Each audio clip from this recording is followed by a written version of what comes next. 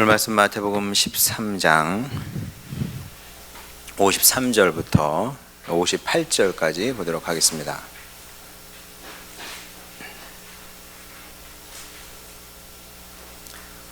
마태복음 13장 53절부터 58절까지입니다.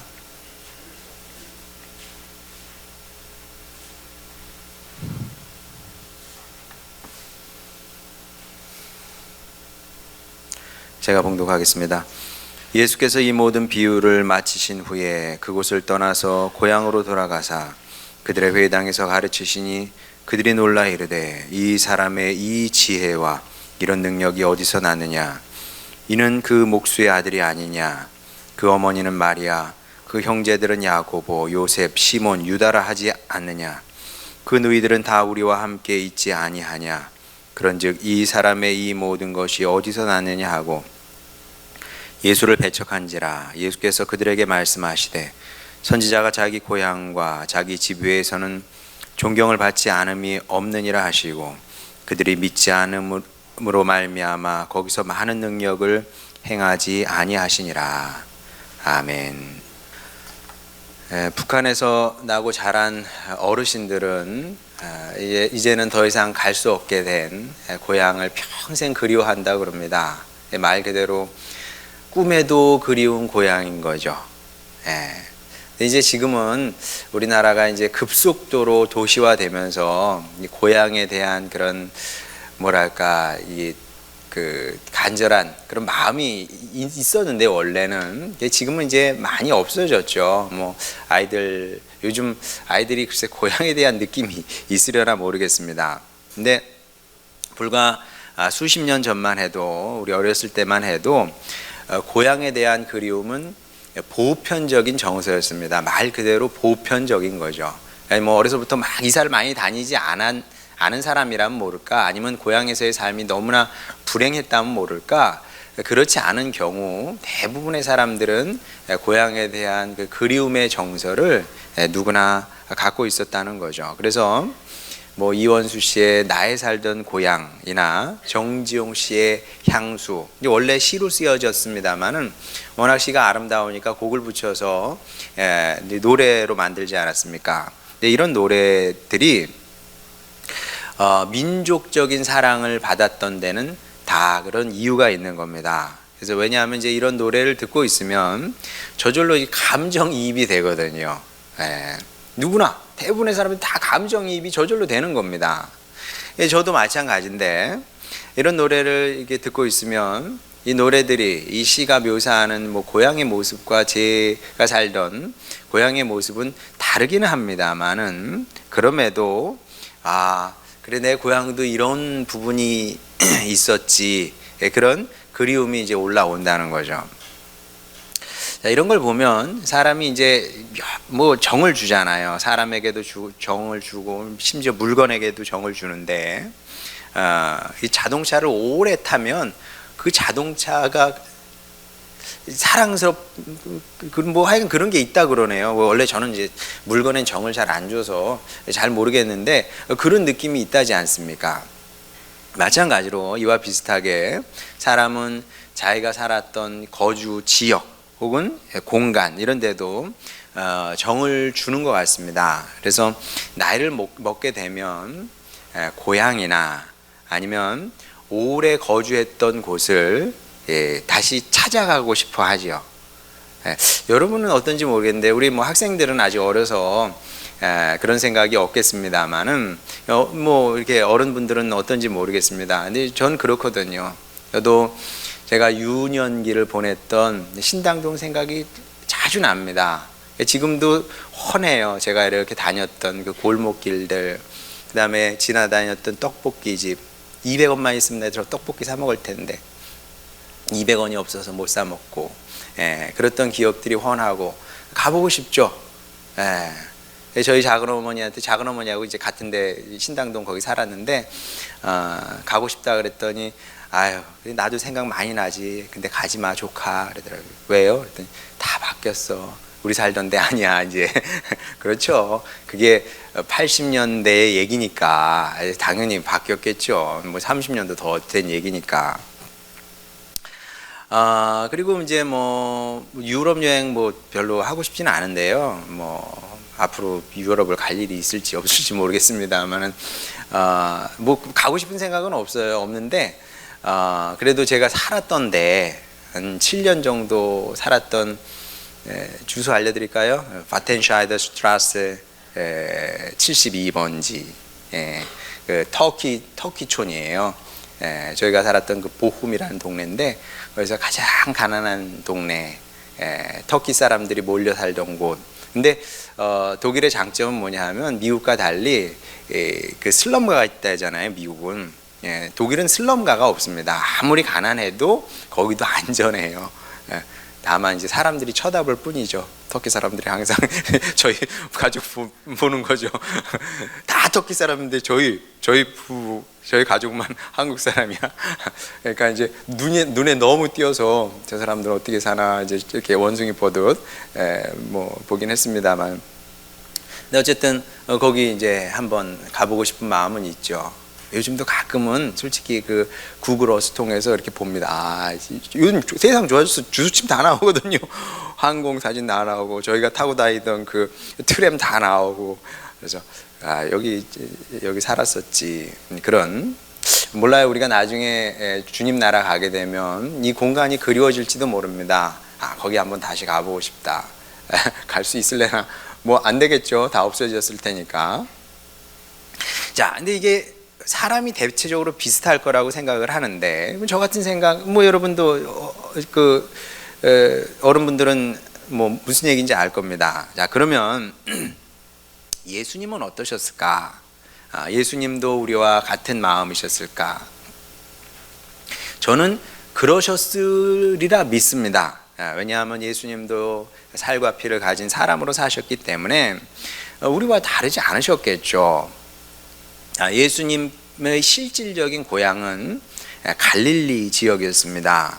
공생애를 시작하시기 전에 근 30년 가까이 그곳에서 보내셨기 때문에 예수님의 그 이 세상에서의 모든 추억, 기억들은 거기서 다 만들어진 겁니다. 공생애 전까지는. 그러니까 그 지역이 소중했을 겁니다. 그렇지 않을까요? 그래서 저는 기본적으로 하나님의 사람은 기본적으로 또 그래야 된다고 생각을 합니다. 어려움 많죠. 또 어려운 사람도 많고 미운 사람도 많고 얼마나 많습니까? 그러나 기본적으로 이제 소중한 마음을 갖고 살아야 그게 정상이겠죠. 예수님께도 그랬을 겁니다. 자, 그리고 이제 그랬기 때문에 갈릴리 지역이 그리우셨겠죠. 떠나셔도. 거기 산이 있었나? 산도 있었을 것이고, 뭐 하천도 있었을 것이고, 들도 있었을 것이고, 그게 그리운 법이거든요. 떠나면. 그러면 그 고향만 그랬냐? 그게 아니고 고향의 이웃들도 그리우셨을 겁니다. 왜냐하면 고향에는 정이라는 게 있는 거거든요. 지금은 이제 정 같은 게 다 없어졌죠. 근데 저 어렸을 때만 해도 고향에 정이라는 게 있었습니다. 그래서 동네 아주머니들이 하다못해 부침개를 해도 다 손이 컸잖아요. 지금처럼 뭐 요만큼 그땐 그릇 자체가 다 컸어요. 뭐든 다 컸어요. 그래서 부침개를 해도 조금 하는 게 아니고 뭐 10개, 20개, 20소당씩 이렇게 하는 거 아닙니까? 그래서 어머니께서 저녁에 그 부침개를 하시면 야 성현이네도 좀 갖다 주고 그 환웅이네도 좀 갖다 주고 혁준에도 갖다 주고 그러라고 시켰거든요. 그거 갖다 드리고 그랬어요. 그때는 참 그 어머니들이 참 사는 게 힘들었어요. 그 살림 자체가 큰데 그러면서 또 그냥 이웃에다 갖다 주기도 하고 냉장고도 없이 어떻게 살림을 했나 모르겠어요. 우리 어머니들은 그냥 그렇게 사셨다는 그 자체만으로도 존경과 이게 존경과 찬송을 마땅한 거죠. 말하자면 지금도 그렇게 생각 자주 합니다. 야 냉장고도 없는데 그때 어떻게 이렇게 살았을까? 어쨌든 그런 시대였습니다. 그래서 정이 많아서 우리들이 이게 밖에서 놀고 있으면은 뭐 들에서 뭐 또 뭐 물가에서 놀고 있잖아요. 그럼 멀리서 누군가 부르는 소리가 들려요. 그럼 보면은 저 멀리서 막 손짓을 해요. 새참 먹고 놀라고, 새참 먹고 놀라고. 그러니까 그때는 진짜 이웃 사촌 그런 게 진짜 있었습니다. 그래서 이웃 사촌이라고 그러는구나, 이런 느낌이 있었다는 거죠. 이제 그게 공동체 의식인 건데, 그럼 예수님 시대도 당연히 다르지 않았겠죠. 당연히 다를 수 없었고 다 그랬을 겁니다. 그러니까 예수님도 고향을 가고 싶으셨을 것이고, 할 수 있으면 동양 사람들 먼저 돕고 싶으셨을 것이고, 그래서 정말 기대하는 마음으로 딱 한 번 고향을 찾아가시게 됩니다. 이게 이제 예수님 공생에서 처음이자 마지막 고향 방문이 되는 거죠. 자, 그래서 이제 고향을 가셨는데, 그런데 안타깝게도 사람들의 반응이 너무나 예상 밖이었습니다. 자, 55절 전반부 한번 보겠습니다. 이는 그 목수의 아들이 아니냐. 자, 좋은 얘기 같지 않죠? 목수 아들 아니야. 목수 아들이네, 그 얘기예요. 자, 지금은 이제 신분 사회가 아니기 때문에 이 말의 의미가 우리에게 잘 다가오지 않습니다. 자, 우리 사회에서는 더 이상, 적어도 이제 더 이상은 내 아버지가 목수인 것이 부끄러움일 수 없습니다. 저희 부모님 농부로 사셨는데 그게 어떻게 부끄러움일 수 있겠습니까? 뭐 어디 가서 뭐 자랑으로 내세울 만한 일은 못 돼요. 그렇지만 부끄러운 일은 아닙니다. 제가 왜 그게 부끄럽겠습니까? 내 아버지가 목수이고 내 아버지가 농부이고 목수인 게 그게 부끄러움이 아니거든요. 자, 그런데 2000년 전이잖아요. 2000년 전 이스라엘에서는 그게 아니었다는 겁니다. 이 당시 목수의 아들이라는 말은 조선시대로 치게 되면 상민의 아들 혹은 상놈의 아들이에요. 상놈이죠, 상놈. 그러니까 이렇게 존중받을 수 없는 위치의 사람이 상민, 상놈 아닙니까? 그와 비슷하다고 생각하면 되는 겁니다. 자, 그러면 목수의 아들에게 뭘 기대를 하겠습니까? 마치 조선시대에 상민의, 상놈의 아들에게 뭘 기대할 수 있겠습니까? 상민은 몸만 건강하면 돼요. 상민은 힘 쓸 수 있으면 되는 겁니다. 힘 장사하면은 그럼 끝인 거예요. 그 이상의 것을 기대하지 않습니다. 왜? 상민은 노동하는 사람이니까. 노동자에게 필요한 최고의 덕목은 근력이지 그에게 지식이나 지혜를 기대하지 않는다는 겁니다. 상민이 책을 읽고 연구하면서 제자들을 키워? 말도 안 되는 일이죠. 현실적으로 불가능한 일입니다. 정말 현실적으로 불가능한 일이다, 이거는. 자, 그리고 이것이 예수님에 대한 갈릴리 사람들의 생각이었다, 이렇게 보면 될 것 같습니다. 처음에는 사람들이 예수님께서 가르치시는 모습을 보고 놀라기는 했습니다. 54절에도 보면 고향으로 돌아가사 그들의 회당에서 가르치시니 그들이 놀라 이르되 이 사람의 이 지혜와 이런 능력이 어디서 났느냐, 놀랬거든요. 그런데 재미있는 것은 그리고 나서 바로 이어지는 말이 뭐예요? 목수의 아들이네, 이건 겁니다. 목수의 아들이네. 목수의 아들이기 때문에 우리는 너의 이 지혜와 지식과 능력을 믿지 못하겠다, 신뢰하지 못하겠다, 이런 얘기를 하고 있는 겁니다.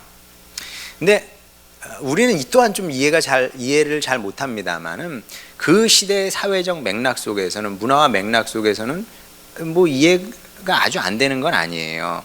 왜냐하면 자, 서당께 3년이면 풍어를 읊는다 그럽니다. 하늘 전 따지 그러면 이렇게 한다는 거예요. 개가 제법 하거든요. 저희 집 개는요, 저희 어렸을 때 교회 종을 치잖아요. 어렸을 때는 종을 쳤고, 그 다음에 제가 한 초등학교 고학년 때부터는 찬송을 이렇게 방송으로 이렇게 했어요. 노래 나오잖아요. 그럼 걔가 그에 맞춰서 노래를 부릅니다. 물론 진짜 노래는 아닌데, 하여간 교회에서 무슨 이제 교회 오라고 찬양을 틀면 같이 그에 따라 비슷하진 않지만 어쨌든 이러면서 소리를 냈다는 거죠. 자, 붕어를 읊을 수 있어요. 서당께도 계속 들으니까 하는 줄 따지 거무려 누룽아니까 그냥 할 수 있겠죠. 그러면 풍어를 읊는다고 해서 그 개한테 가서 나 한자 좀 가르쳐 줘 이렇게 할 수는 없거든요. 예, 있을 수 없는 일입니다. 마찬가지로 목수의 아들 예수님께 뭘 기대를 할 수 있겠습니까? 그가 사람들을 가르친다는 것, 이거는 현실적으로 있을 수 있는 일이 아니다. 그리고 예수님의 가족들도 너무나 평범한 사람들이었거든요. 이 사람들이 하는 얘기가 뭐예요? 한번 보겠습니다. 55절. 이는 그의 목수의 아들이 아니냐? 그 어머니는 마리아, 그 형제들은 야고보, 요셉, 시몬, 유다라 하지 않느냐? 그 너희들은 다 우리와 함께 있지 아니하냐? 그런즉 이 사람의 이 모든 것이 어디서 났느냐? 가족이 배운 게 없어요. 평범 이하의 사람들입니다. 그러면 그런 가문에서 이런 지혜와 지식을 가진 능력자가 난다? 이런 걸 본 적이 없는 거죠. 본 적이 없고 또 가능한 일도 아니기 때문에 이들은 예수님을 인정해 줄 수 없었던 겁니다. 자, 그래서 어떻게 대응했는지 57절 보겠습니다. 예수를 배척한지라 예수께서 그들에게 말씀하시되 선지자가 자기 고향과 자기 집 외에서는 존경을 받지 않음이 없느니라. 그들이 예수님을 배척을 한 겁니다. 자, 어쩌면 동네 어른 중 몇 명이 예수님을 찾아갔을지도 모릅니다. 찾아가서 이렇게 말을 했겠죠. 예수야, 너 같은 애가 회당에서 가르친다는 것이 말이 된다고 생각을 하냐? 사람은 주제 파악을 해야 되는 법이다. 송충이는 솔잎을 먹고 사는 거지. 다 너를 위해서 하는 얘기다. 그만둬라. 이런 식으로 분명히 얘기를 했을 겁니다. 자, 이런 식으로 동양 사람들이 안타깝게도 슬프게도 예수님을 배척하게 되죠. 자, 그러면 그 결과가 무엇이냐? 58절 보도록 하겠습니다. 그들이 믿지 않음으로 말미암아 거기서 많은 능력을 행하지 아니하시니라. 자, 그런데 마태복음은 굉장히 유하게 표현을 하고 있습니다. 마가복음에서는 이것보다 훨씬 더 세게 표현하고 있습니다. 같은 사건, 같은 일을 보고 마가는 어떻게 표현하고 있는지 한번 보겠습니다. 마가복음 6장 5절에서 6절. 거기서는 고향에서는 아무 권능도 하실 수 없었대요. 다만 소수의 병자에게 안수하여 고치실 뿐이었고 그들이 믿지 않음을 이상히 여기셨더라. 자, 이 짧은 이야기가 우리의 신앙생활에서 정말 중요한 것이 무엇인지, 흔히 놓치는 중요한 것이 무엇인지 잘 보여주고 있는데요. 그것은 무엇이냐 하면 바로 믿음의 중요성입니다. 자, 보세요. 믿지 않으니까 아무 권능도 행하실 수 없었다 그러잖아요. 그러니까 우리가 믿지 않고 구하지 않으면 하나님도 아무것도 하실 수 없는 거죠. 그러니까 우리가 이렇게 생각해요. 하나님은 전능하시니까 뭐든 하실 수 있어. 아니요. 하나님 못 하시는 게 있어요. 예수님 못 하시는 거 있습니다. 믿지 않고 또 구하지 않으면 아무것도 하실 수가 없어요. 제 얘기가 아니라 성경 얘기입니다. 그래요, 안 그래요? 그렇죠? 자, 그런데 문제는 뭐냐 하면 우리가 믿음을 갖고 있다고 생각을 하는 거죠. 그게 이제 때로는 해서 문제가 되는 경우도 있습니다. 갖고 있어서 문제가 되는 경우도 있어요. 진짜 그렇습니다. 그러니까 이제 구약에도 보게 되면 선지자들이 정말 어려워, 예언자들이 어려웠던 것이 무엇이냐 하면 너희들이 하나님을 버렸다 이렇게 그 고발을 한 거 아닙니까? 이렇게 친 거예요. 말씀으로 칩니다. 너희가 하나님을 버렸다. 그러면 이스라엘 백성들이 한결같이 뭐라고 얘기했냐면 네가 나를 알아? 내가 언제 하나님을 버렸다 그래? 이런 식으로 나오거든요. 그거 맞아요. 왜 맞냐 하면 집에 가면 여호와 하나님도 섬기고 또 바알 신상도, 아세라 신상도 갖다 놨거든요. 다 섬기는 거예요. 안 하는 게 아니야. 이게 어려운 겁니다. 바리새인들이 예수님께 바락바락 끝까지 대든 이유가 뭐냐면 나 할 거 다 하거든. 그러니까 이게 좀 어렵습니다. 그러니까 차라리 안 하면 괜찮아. 차라리 안 하면은 물론 뭐 안 한다고 해서 뭐 또 안 해도 안 하고도 뻔뻔한 사람도 많죠. 근데 세리, 그 다음에 거리의 여인들, 이 사람들은 아무것도 안 하잖아요. 그러니까 주님 앞에 오면 고개 숙이고 있어. 이 죄인입니다. 바리새인들은 나 하는 게 많거든. 한 게 많으니까 이게 어려운 거예요. 너희들 틀려 먹었어. 그러면 네가 나를 알아? 다 아는데 뭐 이런 식으로 나오니까. 이 믿음도 사실은 마찬가지입니다. 제가 여러분을 향해서 여러분 믿음이 없어요. 그럼 성질이 팍 핏대가 오르죠. 아니 내가 믿음이 없어? 내가 왜 믿음이 없어? 내가 하나님 살아계신 것도 믿고 나 예수님도 믿는데 내가 왜 믿음이 없어? 그렇죠. 믿음이 있어요, 여러분. 네, 여러분 다 믿음이 있고 또 믿음이 있는 것이 확실합니다. 그리고 또 믿음이 있기 때문에 이 자리에 나와서 예배도 드리는 거죠.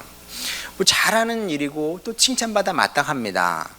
자, 그런데 예수님께서 우리에게 정말 원하시는 믿음이 이게 전부냐? 어쩌면 예수님은 우리에게 이와는 다른 종류의 믿음을 더 기대하시고 요구하시는지도 모릅니다. 자, 그게 뭐냐? 이제 본문 이야기도 결국 이제 마찬가지라고 생각을 하는데, 예수님께서 그 갈릴리 고향에 가시지 않습니까? 자, 가셔서 동양 사람들이 당신 동네 사람들이죠. 동네 사람들이 당신을 세상의 구원자라고 인정해 주기를 원하셨을까요? 갔더니 메시아가 오셨습니다. 쌍수 들고 할렐루야로 환영하고 이러길 바라셨을까요? 말도 안 되는 소리죠. 그런 걸 기대하셨을 리는 뭐 0%다. 거의 0%에 가깝다. 이렇게 보면 됩니다. 그런 걸 바라고 고향에 가신 게 아닙니다. 왜냐하면 함께 있었던 예수님의 제자들도 예수님이 정확히 누군지 잘 몰랐거든요. 예수님을 정확하게 알았던 유일한 것이라고 그래야 되나 존재라고 그래야 되나, 그는 마귀들, 귀신만 알았어요. 귀신만 하나님의 아들이시여, 귀신들만 알았지 사람들은 끝까지 예수님의 제자들도 예수님이 정확히 어떤 분인지 잘 몰랐다니까요. 메시아라고는 했어. 고백은 하죠. 근데 그 말조차 무슨 뜻인지 잘 모르고 그냥 했던 겁니다. 그런데 아니 동양 사람들이 솔직히 예수님 어렸을 때 잘하는 거 다 본 거 아니에요. 그러면 여러분 그게 쉽지 않거든요. 여러분 한번 생각해 보세요. 우리 교회에서 그래 주아가 어려서부터 우리 교회 자랐다는 말이에요. 그래가지고 목사 한 수 딱 받고 왔습니다. 그러면은 어른이 우리 목사님 이게 다 되겠어요? 쉽지 않거든 이거는.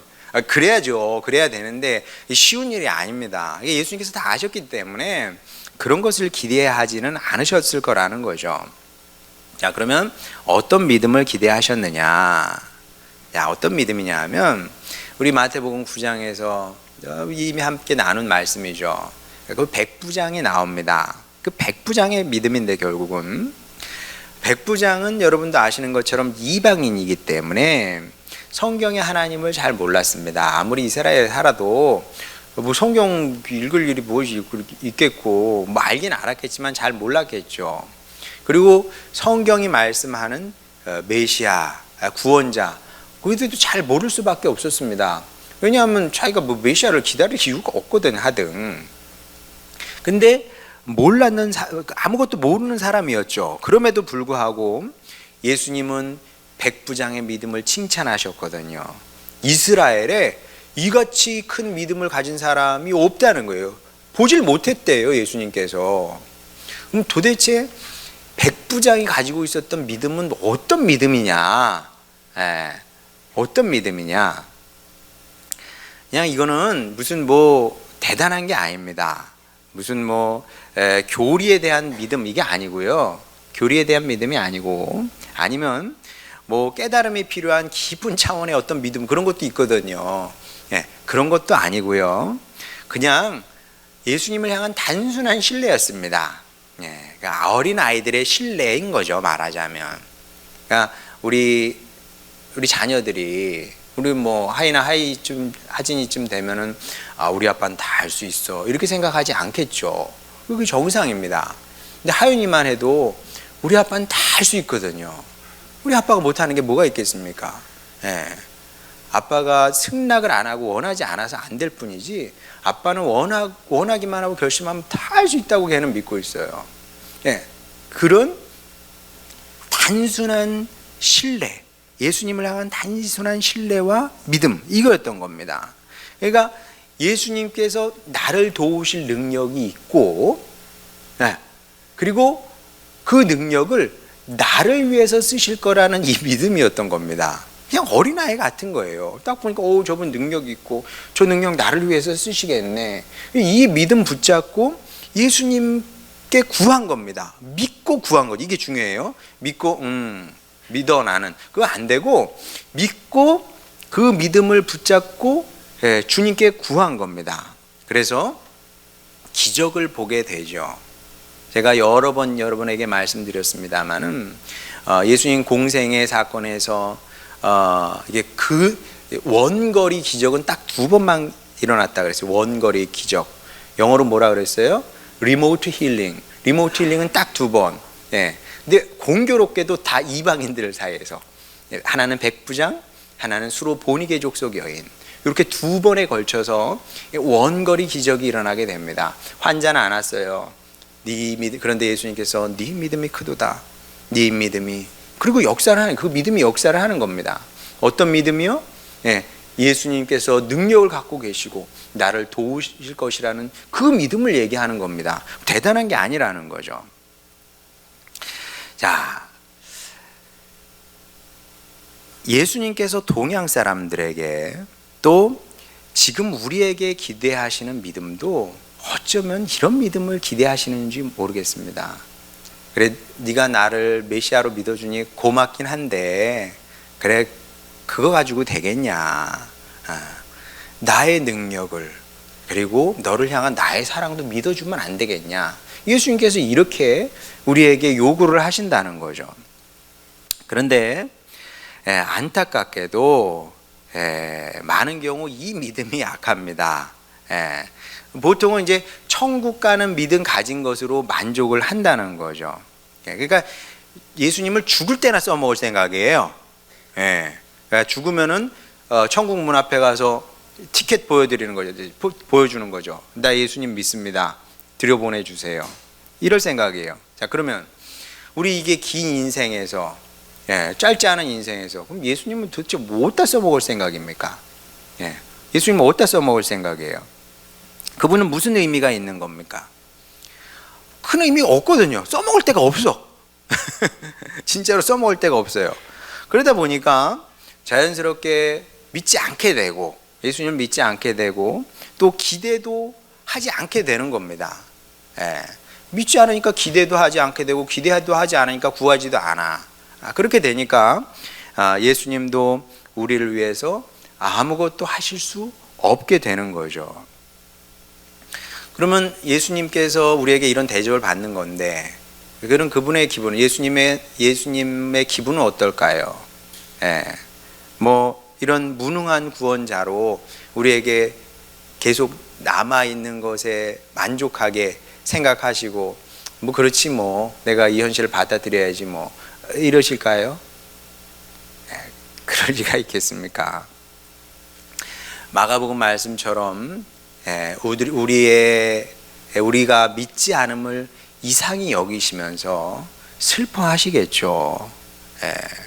어찌하여 네가 나를 믿지 못하느냐, 왜 믿지 못하고 구하지 않느냐, 슬퍼하시고 안타까워하시겠죠. 자, 그래서 우리의 믿음을 키워나가야 되는데, 아니 이거는 뭐 키우고 자시고의 문제가 아닙니다. 제가 누차 얘기하는 것처럼 이건 선택의 문제예요. 예. 그러니까 세상 모든 만사가 다 그런 겁니다. 뭐 얘기하면 복잡한데 세상에 많은 론이 존재하잖아요. 자, 지금 이 시대의 최고의 론은 진화론입니다. 진화론은 안 쓰이는 곳이 없어요. 모두 다 진화론을 받아들여서 지금 모든 학문계가 다 그럽니다. 모든 학문계에서 최고의 기본적인 론은 진화론이에요. 근데 진화론이 진리입니까? 아니거든요. 그것도 일종의 신념입니다. 자, 이게 맞다고 인정을 하고 그 틀 위에 뭔가 세우는 거예요. 자, 그럼 진화론에 반대에 있는 게 뭐예요? 창조론이죠. 하나님이 살아계시다는 거예요. 유신론입니다.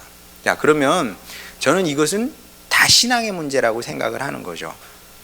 이걸 선택하든지 저걸 선택하든지 좋은 걸 선택을 하는 겁니다. 내 인생에 도움이 되고 가치가 될 만한 거, 유익한 것을 선택을 하는 거죠. 마찬가지로 믿음도 그런 겁니다. 이건 선택의 문제인 겁니다. 뭘 선택을 해요? 주님께서 나 죽을 때 나를 도와주실 분이라고 선택을 하든지, 오케이 죽을 때도 도와주시지만 여전히 지금도 살아계셔서 지금도 나를 도우시고 나를 구원하실 수 있고 내 문제를 해결해 주실 수 있고 나를 위해서 일하시는 분이라는 사실을 믿는 것을 선택을 하는 거죠. 그러니까 완전히 이거는 선택의 문제인 거다. 예. 근데 이렇게 선택을 하라 그러면 사실 좋은 거잖아요. 믿고 주님의 능력을 보라는 건데 손해 볼 게 없잖아요. 근데 쭈뼛쭈뼛해. 왜? 안 친해서 못 하겠대. 안 친해서, 아직 안 친해서 그렇게 못 하겠는데요. 자, 그러면 친해지면 하실 거죠. 친해지면, 좀 더 친해지면. 내가 예수님을 위해서 뭔가 좀 가까이 지내고 예수님 위해서 밥도 좀 사드리고 뭐 이래서 좀 친해졌어. 그러면 하실 거예요? 그러면 어떻게 친해질 생각입니까? 어떻게 하면 여태 못 친해진 걸 앞으로 뭐 시간이 지나면 또 친해질 수 있을 것 같아요? 네. 계속 서먹서먹 쭈뼛쭈뼛입니다. 어떻게 친해지는 거냐 하면 믿음으로 친해지는 거예요. 자격 없지. 내가 뭐 예수님을 위해서 뭐 한 게 있나? 언제 아는 척 했다고. 그럼 백부장은 언제 뭐 그가 하나님을 위해서 뭘 했습니까? 뭐 대단한 일을 했습니까? 수로 보니게 족속 여인은 뭘 했어요? 아무것도 한 거 없어요. 원래 그냥 외부 사람인 겁니다. 근데 어떻게 했어요? 그럼에도 불구하고 믿고 주님께 구해서 기적을 보게 됐고, 그렇게 주님의 사랑을, 나도 주님의 사랑을 받는 사람이구나. 그 사랑이 그들의 삶을 변화시키게 되는 거죠. 그러니까 믿지 않으면 아무 일도 일어나지 않는 겁니다. 계속 의심하게 되고요. 그리고 계속 쭈뼛쭈뼛이고요.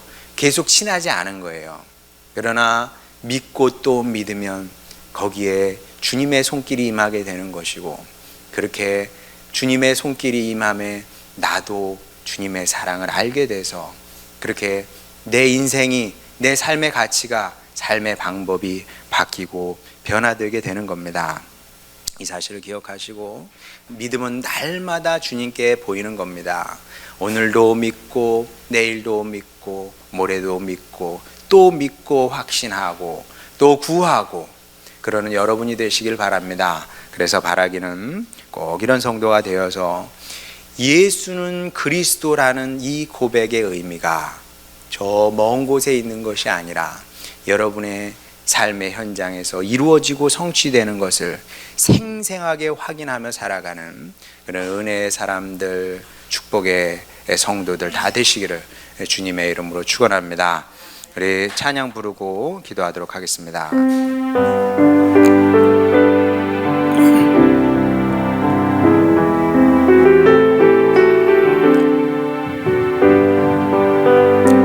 나 약해 있을 때에도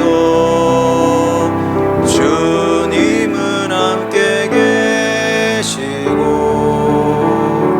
나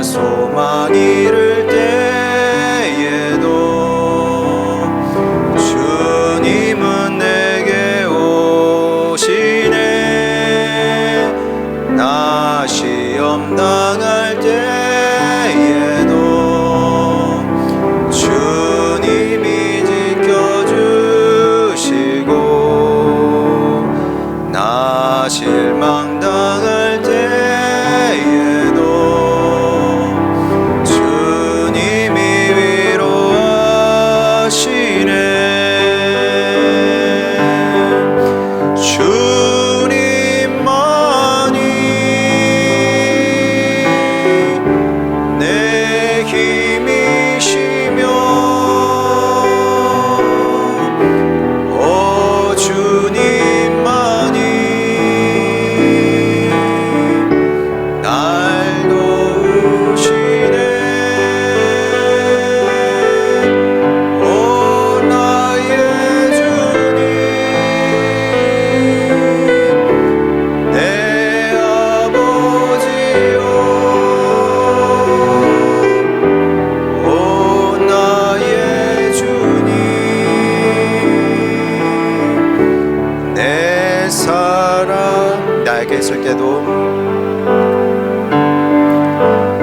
있을 때도 주님은 함께 계시고 나 소망 잃을 때에도 주님은 내게 오시네.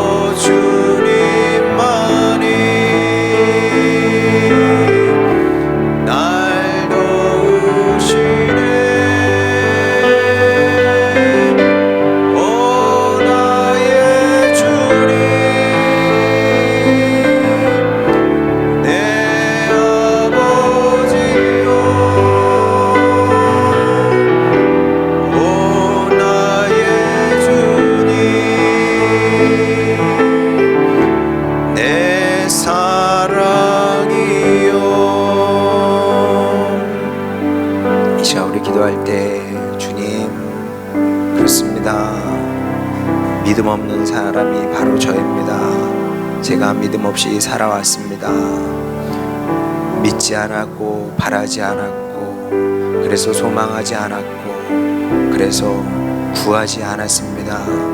주님, 다른 게 죄가 아니라 이게 바로 죄인 것을 이 시간 우리 고백하게 하여 주시옵소서. 그리하여 이제 우리의 생활 자세를 바꾸기를 원합니다. 날마다 믿고 바라고 소망하며 구하길 원합니다. 그렇게 나를 향한 주님의 사랑을 알게 하시고 경험하게 하여 주시옵소서. 그리하여 먼 곳에 계신 하나님이 아니라 나와 함께 하시는 주님, 나를 도우시는 주님 고백하며 살게 하여 주시옵소서. 이런 간절한 기도 제목을 갖고 회개하는 마음으로 주님께 나아가도록 하겠습니다. 기도하시겠습니다. 우리를 사랑하시는 아버지 하나님, 우리를 향한 주님의 사랑을 우리가 몰라도 너무나 모릅니다. 아버지 하나님, 아버지, 우리가 탕자이고 아버지, 탕자는 탕자의 마음만 압니다. 아버지, 그래서 주님의 사랑을 알지 못합니다. 아버지의 사랑을 알지 못합니다. 아버지, 우리가 그런 사람들이었습니다. 용서하여 주시고 이제 하나님의 사랑을 믿고 주님께 가까이 가게 하여 주시옵소서. 우리가 한 것은 아무것도 없습니다.